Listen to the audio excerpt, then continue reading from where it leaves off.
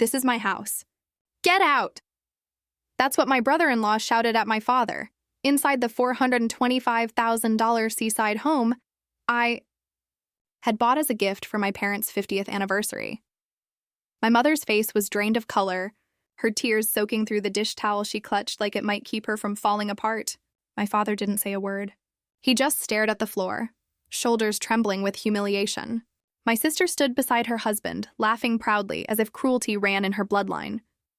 I froze in the doorway, still holding the cake, the house keys cold in my hand.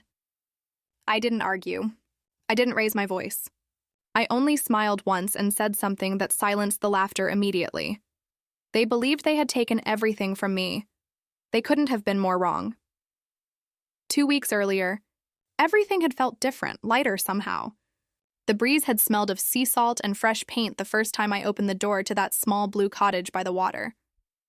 I'd searched for months to find a place like it, something peaceful, simple, and filled with light that shifted softly through the rooms.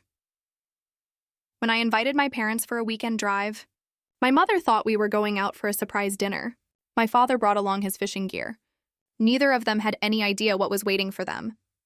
They cried before even stepping inside. Dad ran his hand along the banister as if touching something holy. Mom opened every cabinet and whispered, "It smells like lemon." I had saved for years to make that house theirs, finalizing the payment one late night when the numbers on my laptop blurred from exhaustion. I wanted them to have something no bank could ever seize, one corner of the world untouched by debt or fear. Growing up, I learned what fear tasted like. I remembered Mom crying over overdue rent notices and Dad working back-to-back shifts at the plant. I was 10 when I first said, "It'll be okay," even when it wasn't. Later, I paid my sister Olivia's bills the same way I used to fix our broken chairs, quietly, efficiently, believing it was my duty. Every money transfer, every favor, every rescue felt like control. But it wasn't. It was only chaos disguised as compassion. So when I handed my parents those keys, I thought maybe, just maybe, I had finally repaired something that would last. "It's yours," I told them. Every inch of it. Dad tried to answer, but his voice broke halfway through my name. Mom kept crying and laughing at the same time. That evening, we sat on the back deck watching the sky dissolve into shades of pink over the ocean. For the first time in years, they looked peaceful, like people who finally knew how to breathe again. Before leaving, I slipped a note into a kitchen drawer.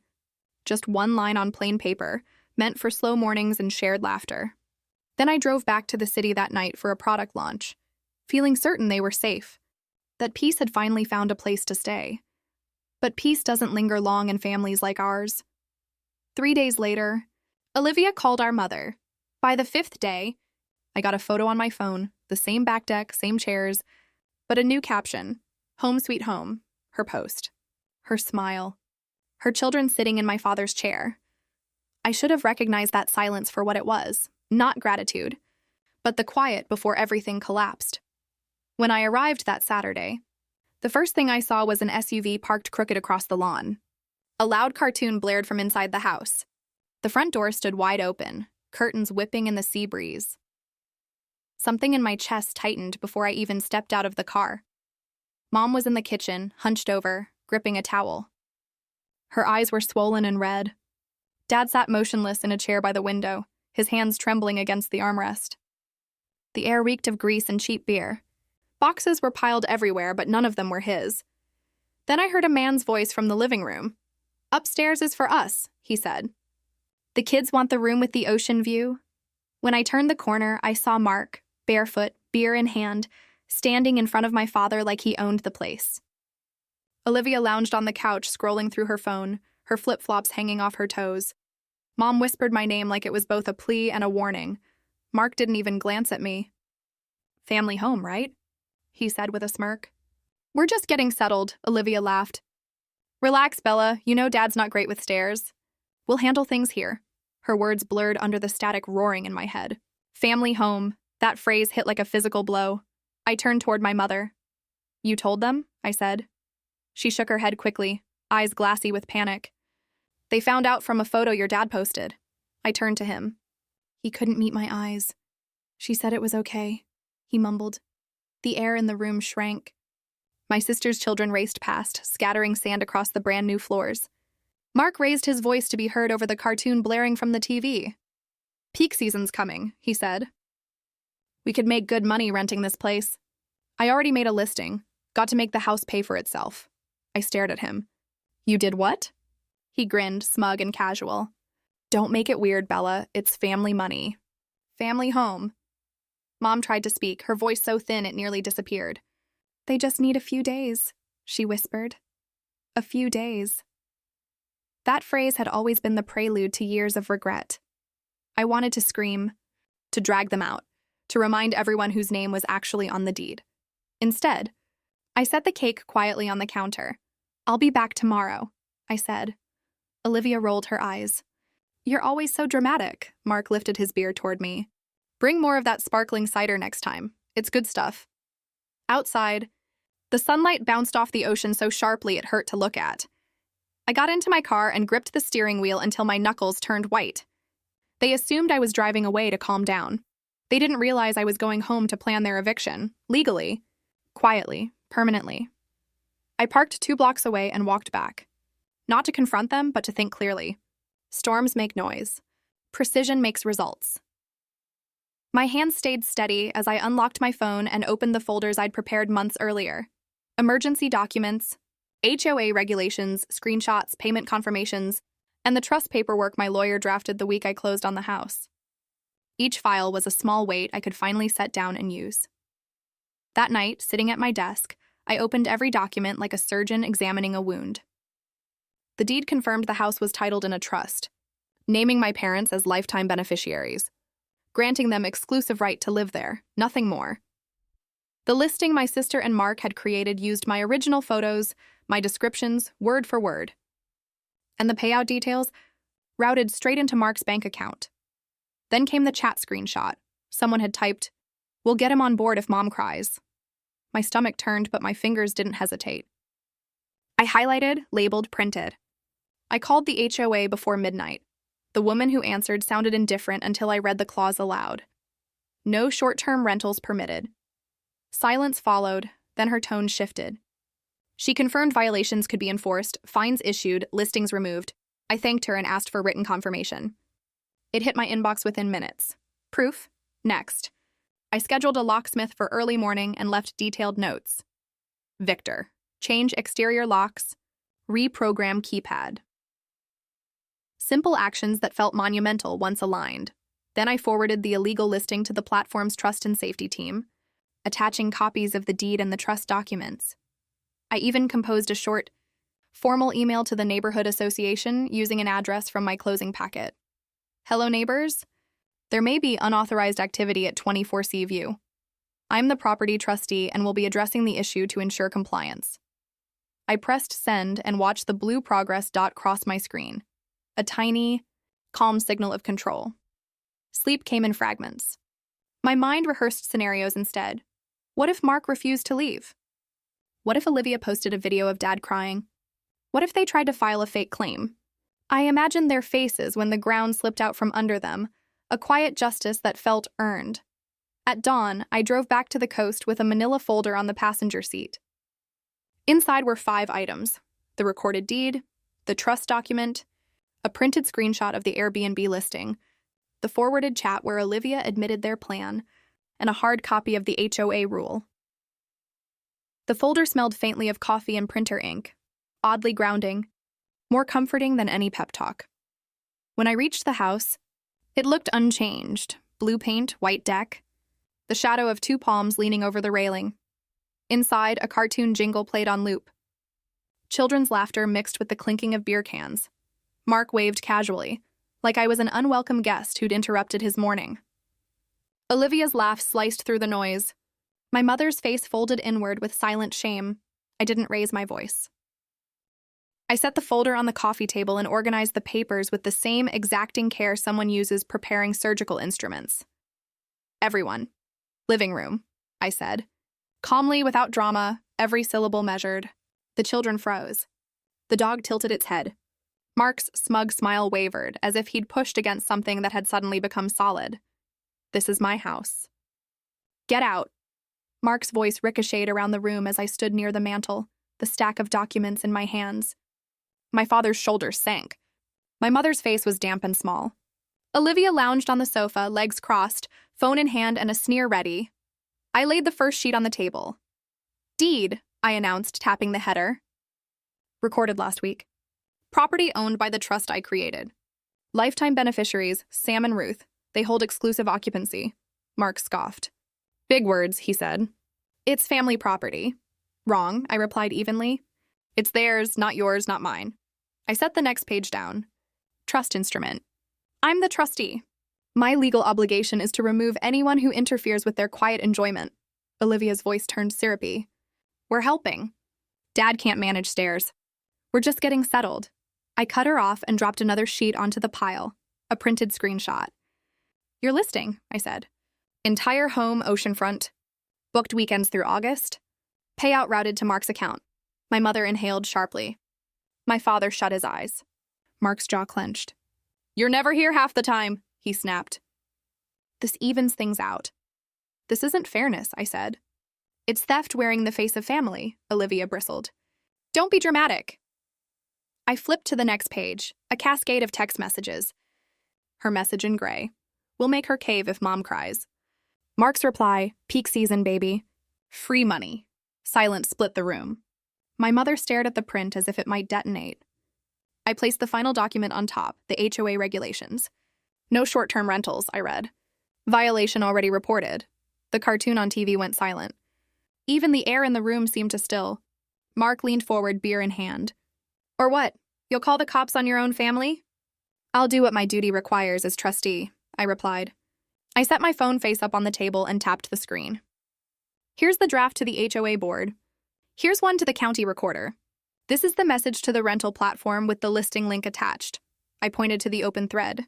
And this, Victor, the locksmith, is outside. A car door clicked closed outside, calm and precise. Olivia paled. You wouldn't. My mother looked at me, trembling. Bella, do what you need to do. After years of making excuses, she had finally handed me permission. Mark straightened, swagger returning. You think paper scares me? He sneered. No, I said. Reality does. He lunged for the documents. I slid them away without breaking eye contact. Don't touch my work, he hissed. Your work is money. Mine is protecting them, Olivia's voice cracked. You're making us look awful.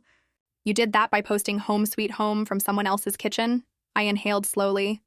Here's what happens now.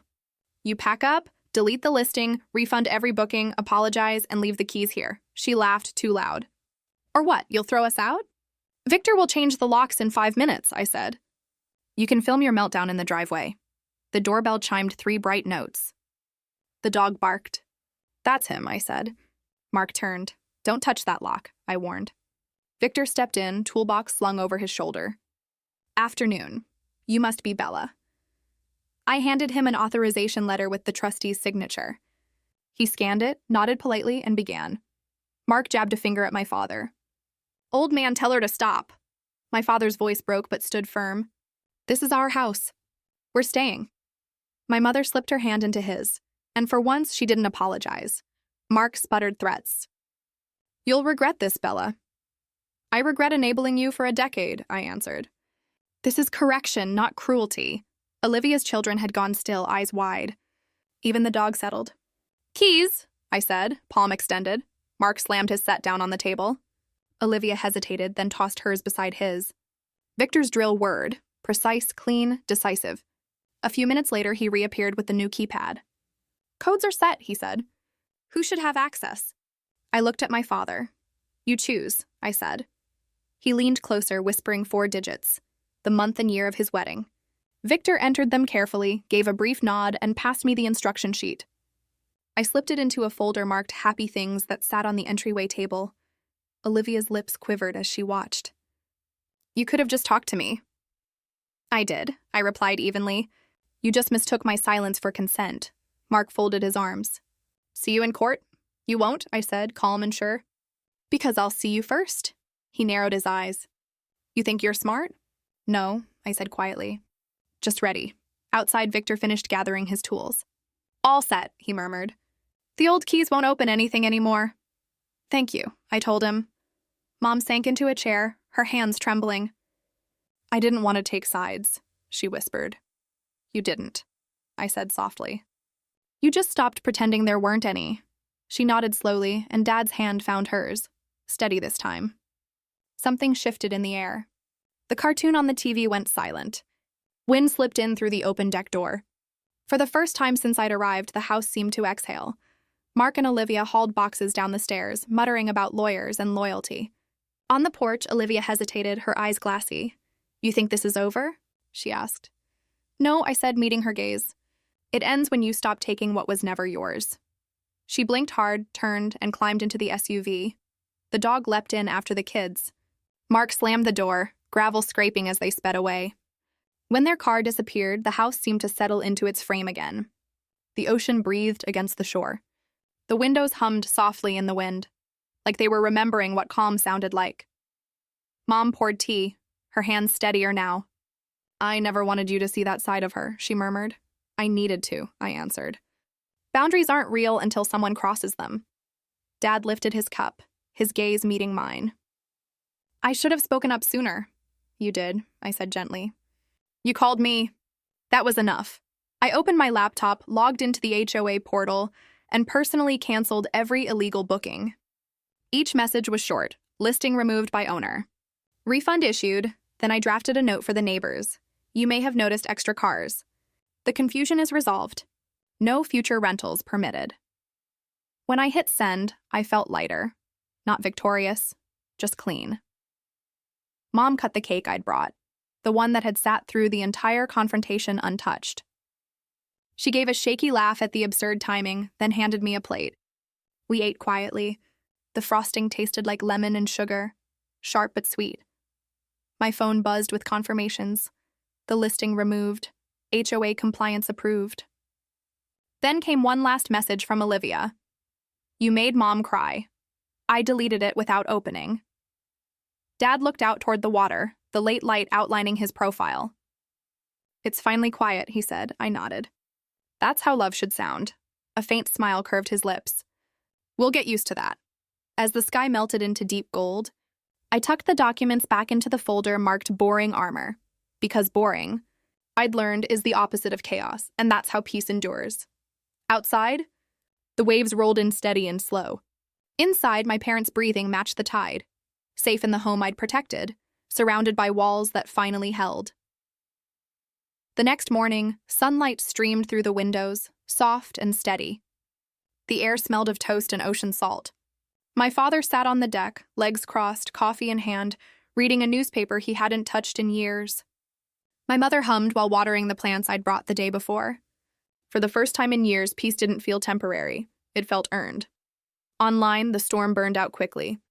Olivia's posts about betrayal and greedy siblings fizzled into silence. The platform banned her account. The HOA issued her a formal warning.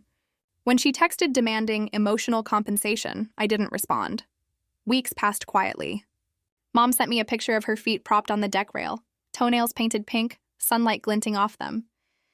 Dad called just to say he'd finally slept through the night. That was enough. One evening, my niece Mia messaged, "Grandma looks happy there." I typed back, "Come visit, with her permission." No bookings, just pancakes. Sometimes victory isn't loud. It's the stillness after the storm, the click of locks, the sound of love staying exactly where it belongs. A month later, I drove back to the coast. The house glowed under the evening sun, peaceful and alive again. Through the window, I saw my father reading, glasses sliding down his nose, my mother beside him, a half-finished puzzle spread across the table. Her laughter drifted out with the ocean breeze. I didn't go inside. I just stood there, listening to the quiet I had fought to protect. Here's what I know now. Love isn't about covering chaos with kindness. It isn't about letting people steal and excusing it as family. Love is a house with working locks, papers that protect, and parents who can finally breathe easy.